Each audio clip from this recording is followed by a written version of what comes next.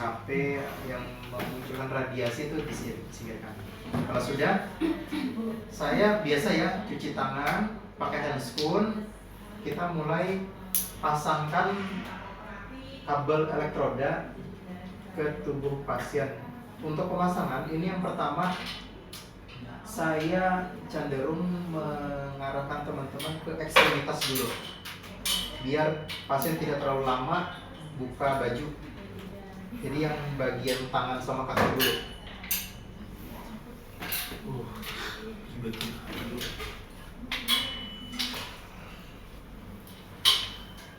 Cara kalau kabel ini kusut, nah cara mencarinya itu ambil dua kabel kanan, dua kabel kiri. Ini dua kanan, dua kiri. Dua kanan, dua kiri. Nanti ketemulah yang kabel untuk ekstremitas. Kita menyebutnya limb lead yang terpasang pada ekstremitas. Dua tangan, dua kaki. Untuk pemasangan penempatan kabelnya, teman-teman lihat identitas dari kabelnya. Ini warna-warni ya. Nah, pesan saya jangan diingat warnanya, karena beda merek itu beda warna. Kalian lihat identitas kabelnya. Contoh nih, ini ada tulisannya F. F ini artinya bisa foot, bisa fit, kaki. Nah, kalau yang F ini penempatannya di kaki kiri, pergelangan kaki kiri. Lanjut lagi, yang hitam ini N. N ini artinya netral. Netral ini ditempatkan pada kaki kanan, pergelangan kaki kanan. Berikutnya ada R. R ini right, kanan. Right ditempatkan pada tangan kanan. Yang ini ada L, left. Berarti untuk tangan kiri. Sebagaimana tadi saya sampaikan di awal, beda merek itu beda identitas kadang menuliskan. Ini kan tulisannya satu huruf nih. Mesin lain dia mencantumkan pakai dua huruf. Misalkan nih, tadi ada yang ini M ini ya. M tadi di mana? Kaki kanan. Ya. Nah, kalau di merek lain tulisannya bukan M, tapi RL, right leg, kaki kanan, RL. Jadi teman-teman gak usah bingung nanti kalau ketemu. Terus yang F tadi ya, yang fit atau foot, kaki, berarti ini tadi di mana yang ini? Kabel kiri, kaki kiri. Nah, merek lain dia menuliskan LL, left leg, kaki kiri. Berikutnya lagi yang R, yang right tadi untuk tangan kanan dia menuliskan RA, right arm, sama right arm, tangan kanan. Adapun yang terakhir ini yang L, yang left tadi ini tertulisnya ada LA, left arm. Maka harus teman-teman perhatikan identitas kabel ya. Yang huruf Cina atau Jepang, buaran dari mesinnya juga.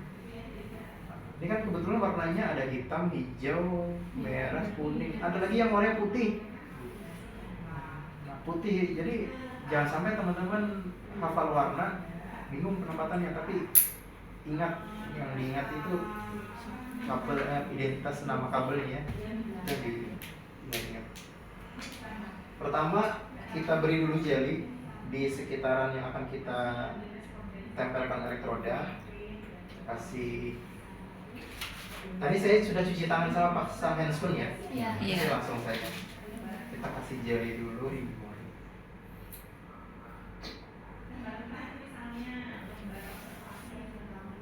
Untuk jeli pemberiannya kita tipis, jangan sampai berlebihan. Karena kalau berlebihan bisa memberikan kontak elektroda satu ke elektroda yang lain kalau nanti pemberiannya di dada. Ibarat kita sudah mau, kan karena elektroda ini tidak boleh tersentuh satu dengan yang lain, harus ada jarak. Kalau tersentuh berarti penempatannya tidak pas. Kalau yang di tangan pada bagian pergelangan dalam, kita olesi dulu. Kalau dada nanti yang pergelangan tangan kaki dulu ya. Malu-malu Tangan ya. Siapa kalau mau dibuka kan pasti loh. Bebas. Nah, pergelangan ke tangan bagian dalam ya. Ini ada radiasinya nggak gelang ini? Nggak ada. Kain biasa ya. Kalau ada radiasi kita singkirkan tipis saja bagian dalam. Begitu juga yang kaki. Nah kalau ada kaos kaki diturunkan di sini saja ya, cukup kita kanan kiri. Kita kasih jelinya sisi bagian dalam sini ya. Jeli sini sebelah.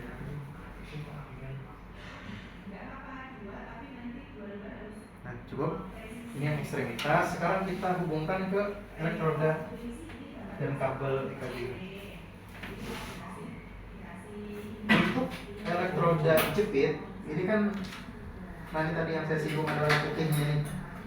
Nah sebetulnya elektroda ini kalau elegan rapinya memang disesuaikan dengan warna kabel, tapi sebetulnya tidak ada pengaruhnya teman-teman.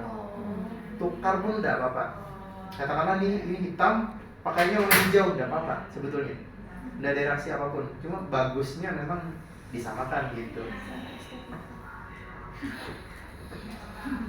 Caranya di sini ada bagian penghubungnya ya, di lubang ini dimasukkan. Kalau susah berarti itu masih kekunci, putar dulu kunciannya, masukkan, kembali dikunci, pastikan kabelnya tidak mudah terlepas. Nah, tempatkan di mana tadi tulisannya tadi yang hitam N, netral berarti kaki kanan. Nah, ada bagian besi di kabel elektroda di elektrodanya ini yang ditempelkan di mana tadi jeli dioleskan. Nah, berikutnya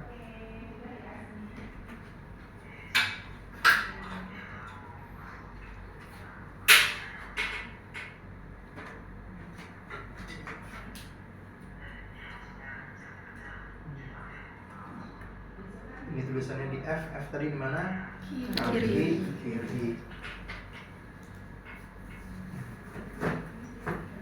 Lanjut lagi.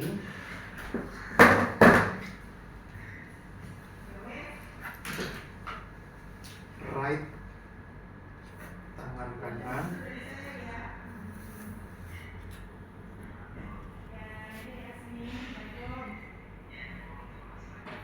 Terakhir L, tangan kiri sini.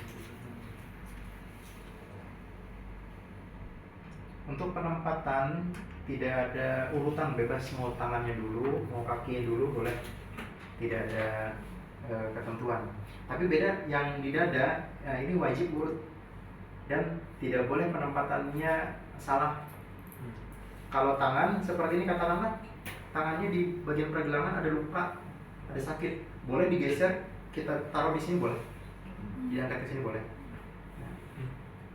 Sampai pun, bagian sininya luka penuh, tempel di sini tidak apa-apa, boleh saja.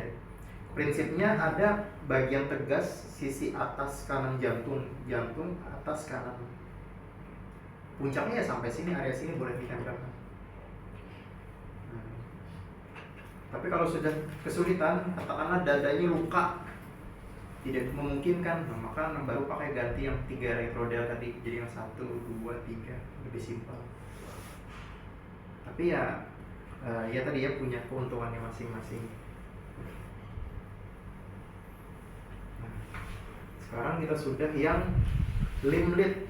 Tadi limb lead itu adalah elektroda yang terpasang di ekstremitas. Ada 4 limb lead itu. Berikutnya kita pasang yang chest lead. Nah, sekarang barulah yang pada bagian dada. Dibuka ya. Pada bagian dada.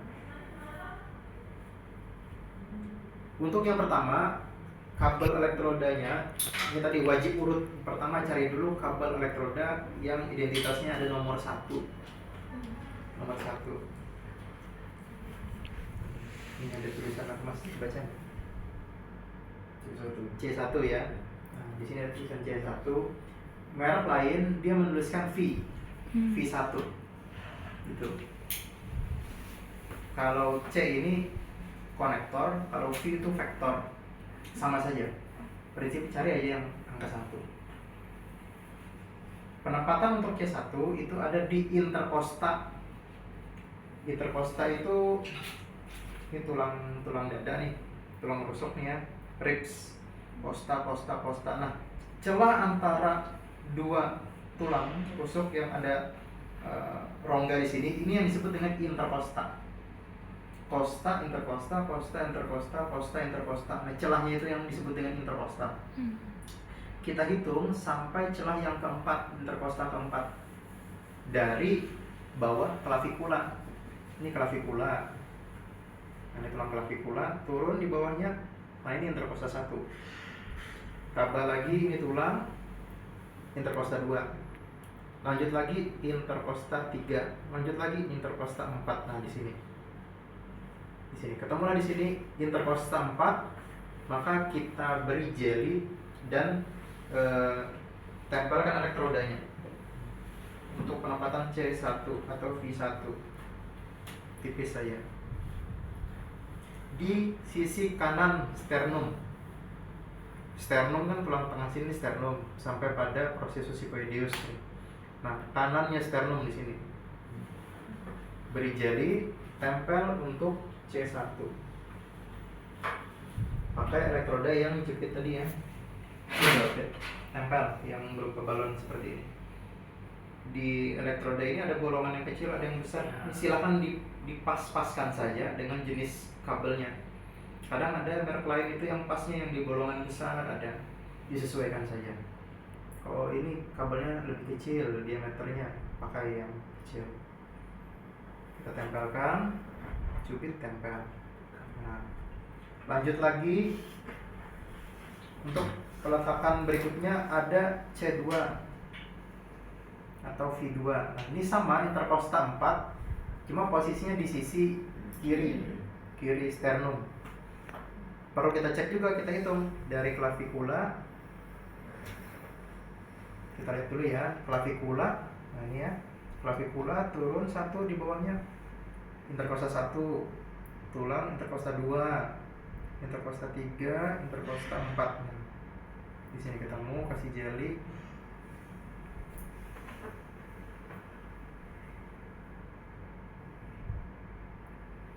Lalu kita tempelkan elektroda C2.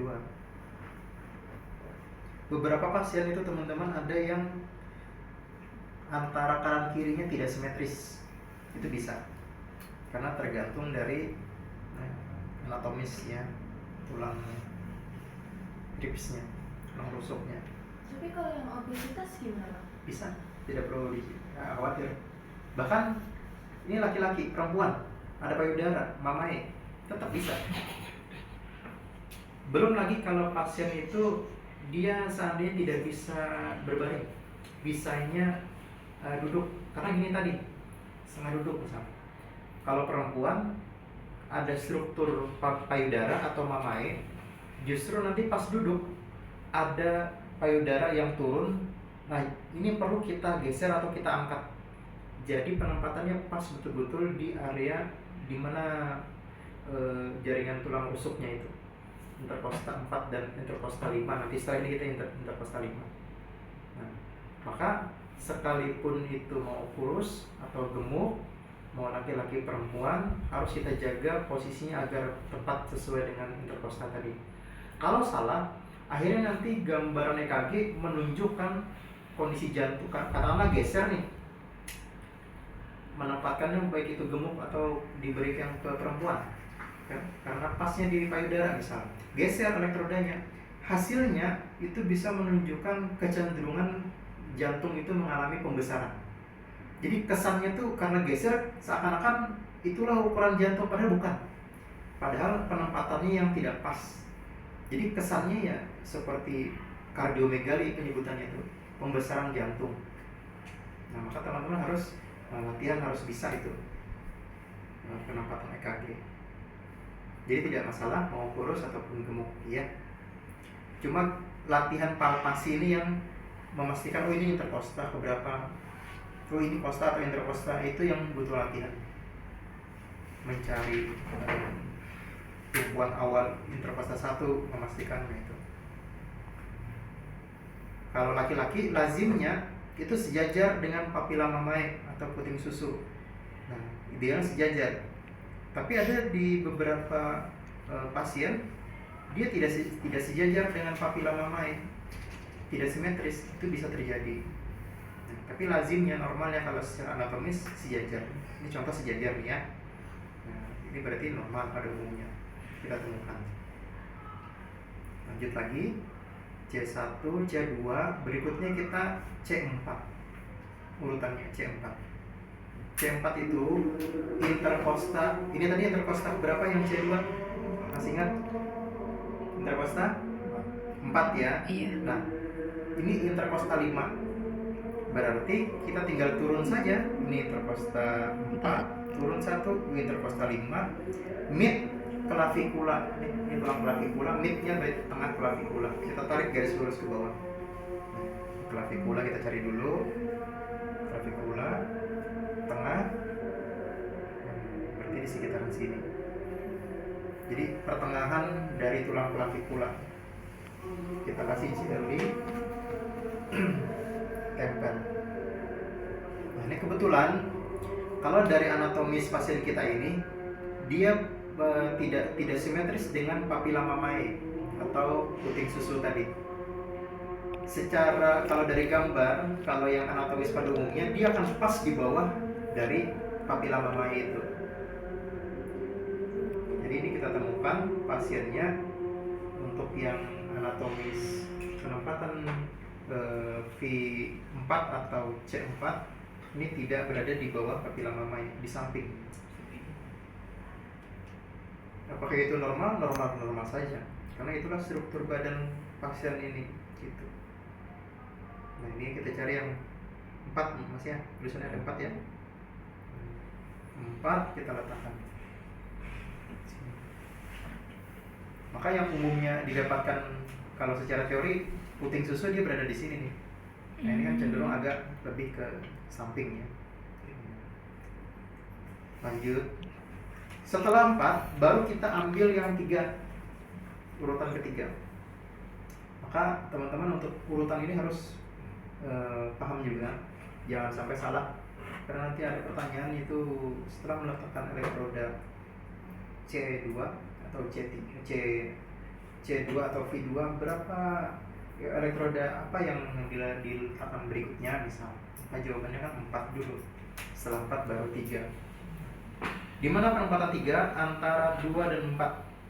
Ya, tidak usah diukur-ukur, tidak usah cari interkosta, cari saja C2, C4, mana tengahnya, titik tengahnya ketemu, ya sudah, kasih sini dan langsung jadi pertengahannya itu.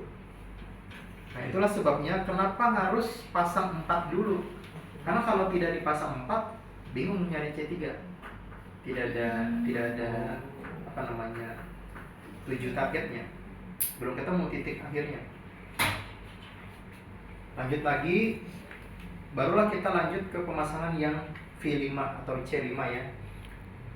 Untuk C4 tadi di interkosta 5, diingat-ingat, sampai seterusnya kita gunakan interkosta kelima, cuma nanti sisinya saja yang berbeda.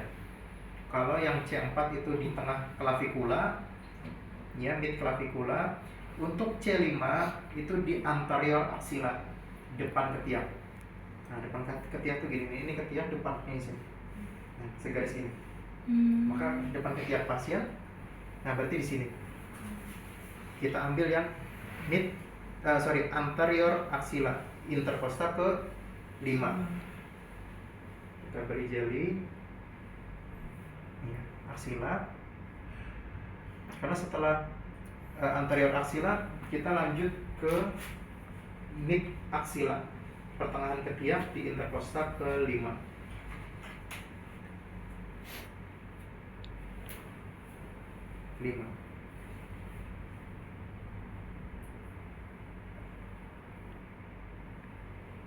Terakhir V6. Ada yang mau nyoba sebelah situ? Ada yang mau bantu? Saya tidak terlalu kelihatan nih, karena biasanya saya sebelah situ soalnya. Nah, coba kasih jeli tipis Nah, sebelumnya ini ya, C4, C5 tadi. Mid aksila itu ketiak, pertengahan ketiak, pertengahan. Nah, ini interkostal ke 5. Pas tengah-tengahnya. Kalau yang C5 itu ada di depan ketiak. Di sini kan, anterior aksila. Kalau C6 ada di mid aksila, jadi lebih pinggir lagi. Nah, jadi lebih pinggirnya. Berarti ya di sini. Lihat ya pertengahannya mana, tentukan, terus kasih jari. Kasih tipisnya. Bentuk tengah itu. Iya. Terus kita kasih kabel dengan elektrodanya. Coba dihubungkan. Dilihat kabelnya tulisannya ada angka 6-nya. Ada? Ya. Dihubungkan. Terus coba ditempelkan dengan cara seperti tadi, cubit, taruh di permukaan kulit, terus lepas. Sudah? Oke. Sekarang kita lanjutkan. Coba lihat di monitor mesinnya. Kita menghidupkannya dengan tombol ini ya. Cari saja menu on off-nya ada di mana. Kalau mesin ini ada di sini. Tekan tombol on off-nya. Ini tutup. Mana habis? Kau jangan lupa. Tunggu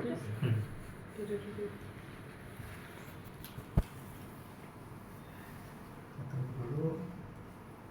Sebelum kita lanjut pengeprinan, ini sudah muncul nih. Oke. Seandainya tadi ada yang lepas misalnya, ada yang lepas, dia ngasih tahu ada yang lepas nih, V1 hilang nih. Nih V1-nya hilang. Tapi V1 di badan saya, nah, tuh muncul gelombang tuh. Intinya, atau saya sentuh pasiennya, itu nanti beda kelistrikannya, kontaknya gagal. Nah, jadi sebelum kita lanjut ke print, cek kembali. Nah, dia udah ngasih gelombang. Ini V1 muncul. Sebelum kita print, perlu cek kembali, cross check kembali. Adakah elektroda yang kiranya longgar atau bersentuhan atau terlepas? Kalau ada, rapikan. Kalau sudah, baru kita aba-aba pasien tidak bergerak, tidak berbicara, untuk kita lakukan print. Nah, ini kita kasih contoh nih ya. Katakanlah ini rapi nih.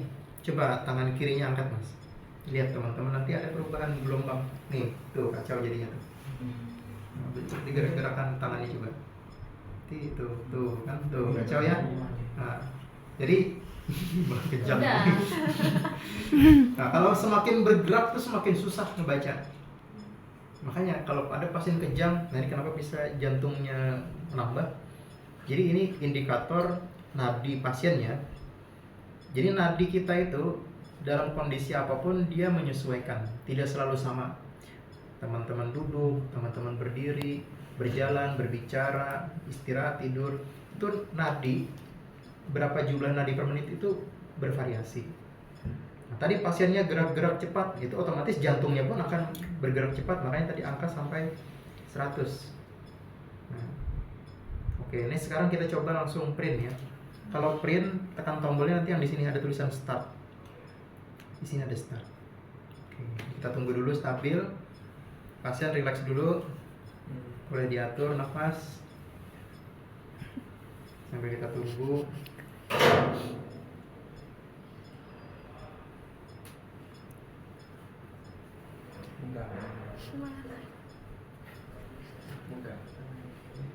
Pasien jangan disentuh ya.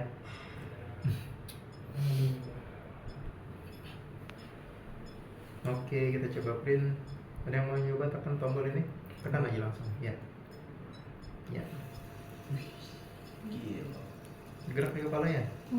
Tuh, gerak lagi. Tidak apa-apa. Paling goyang sedikit. Kita tunggu sampai habis, sampai selesai print. Nah, jadi idealnya kalau dia masih pengaturan awal, dia akan berhenti dengan sendirinya. Kalau kita ada ngotak-atik nih. Tapi kalau teman-teman kok nggak ada habis-habisnya, ngeprint, nggak stop nih. Nah, ya sudah, kalian tekan saja tombol ini lagi untuk berhenti, untuk menghentikannya. Jadi tombol berhentinya di sini lagi gitu. Nah, kalau sudah nih tinggal kita robek seperti merobek kertas stroke pada umumnya, biasa kita robek saja. Nah, sudah didapatkan hasil. Terus begitupun yang di layar juga dia ngasih ini. Tuh. Dia masih ngasih gambar. Oke, ini bisa di skip satunya. Beli. STNK. STNK. Ngambil uang struknya.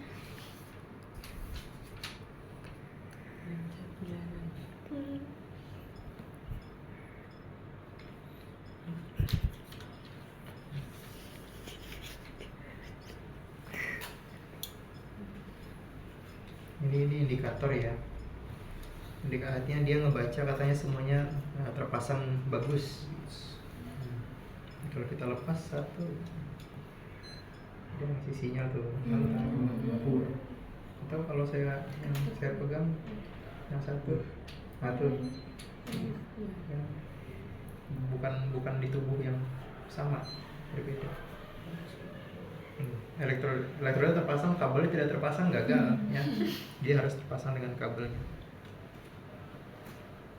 Dia ngebaca lagi. Ini sebagai indikator saja ya.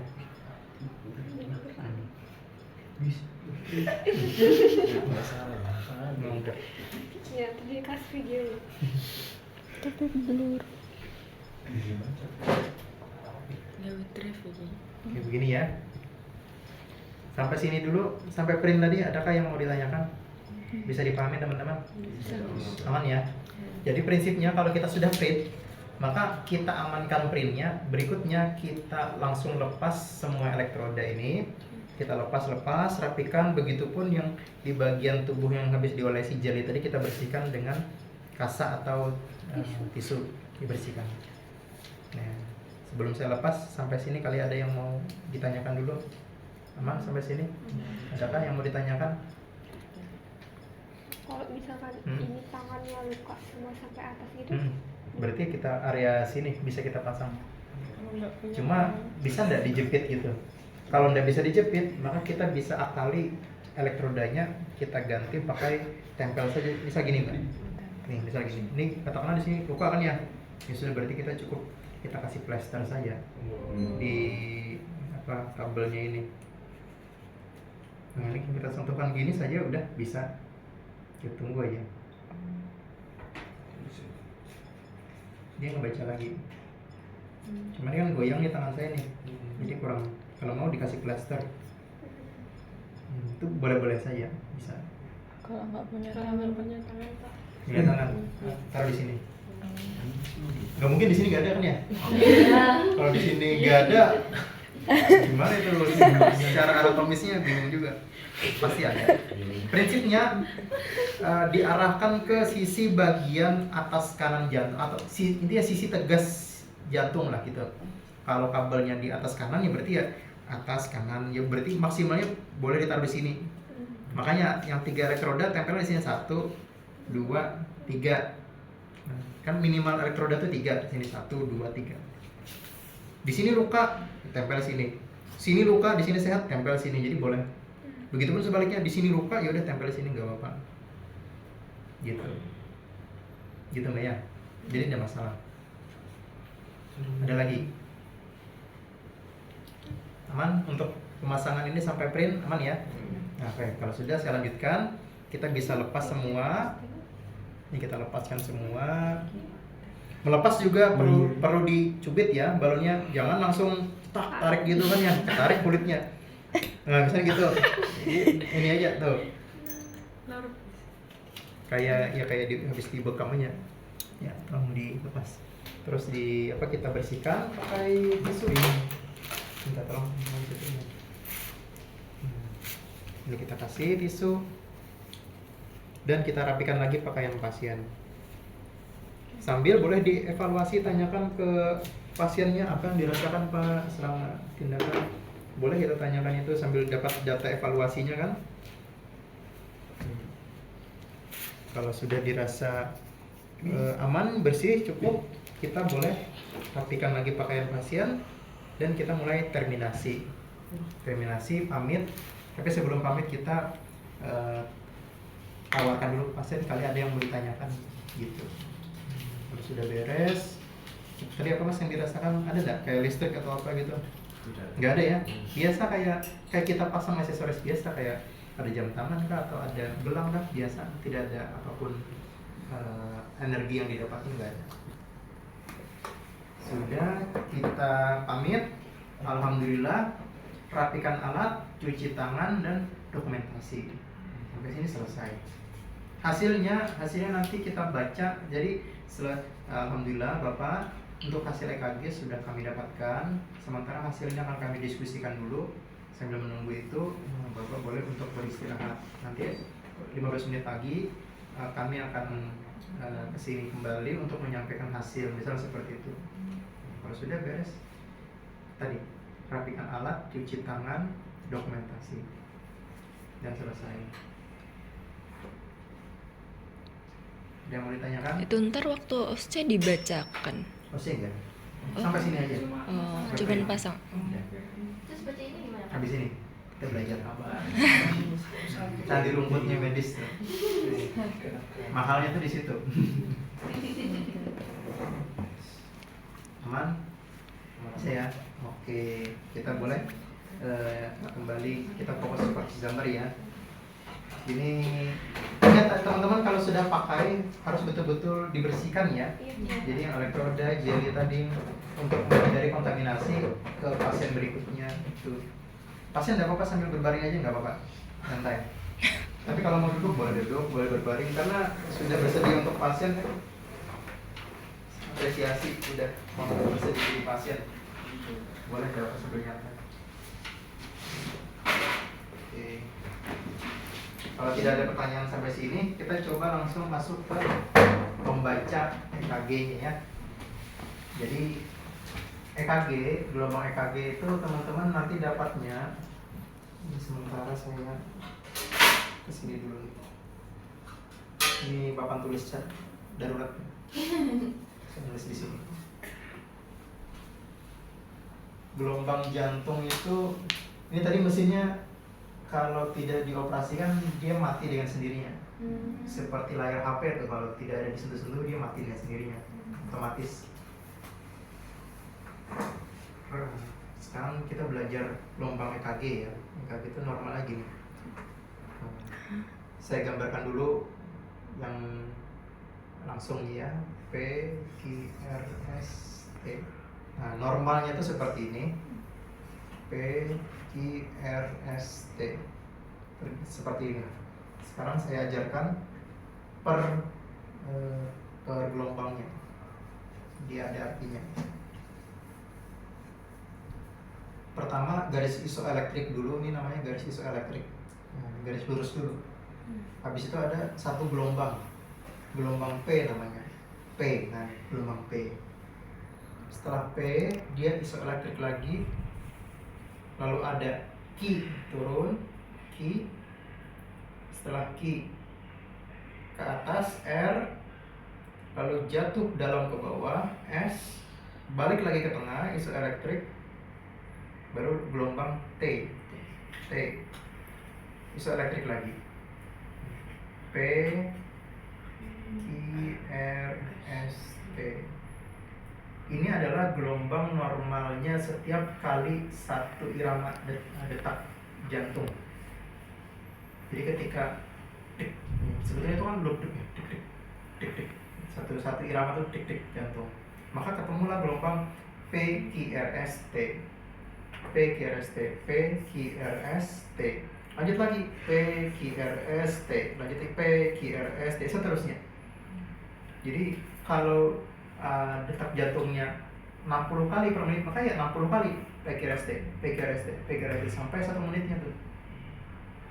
Sampai sini dulu bisa dipahami gelombang PQRST. Sekarang saya coba rapikan lagi ya. Tugas kalian adalah belajar menggambar gelombang ini tanpa melihat contoh. Nah, saya tuliskan dulu, saya berikan dulu. P, Q, R, S, T. P, Q, R, S, T. Saya kasih contoh ini, kalian betul-betul ingat rekam di kepala. Berikutnya coba kalian gambar, mau di buku tulisnya, mau di HP-nya, tanpa melihat contoh. Latihan, ya. Gelombangnya mau besar, kecil, agak rapet atau renggang, tidak apa-apa. Yang penting harus lengkap, terdiri dari PQRST. Tadi saya ajarkan, lurus dulu, terus ada P, lurus lagi, QRS ke tengah, T. Nah gitu, coba P, QRS, T. Latihan ya. QRS Karena gerbang awal kita mau belajar pintar baca EKG harus bisa dulu menggambar EKG yang normal dasar ini. Kalau yang normal ini belum dapat feel-nya, maka ya belum bisa masuk ke tahap berikutnya. Coba latihan ya. Ini saya kasih di sini contohnya. Latihan dulu, kalian boleh kalau sudah mantap latihan. Sekarang coba jangan lihat contoh, kalian gambar sendiri saja.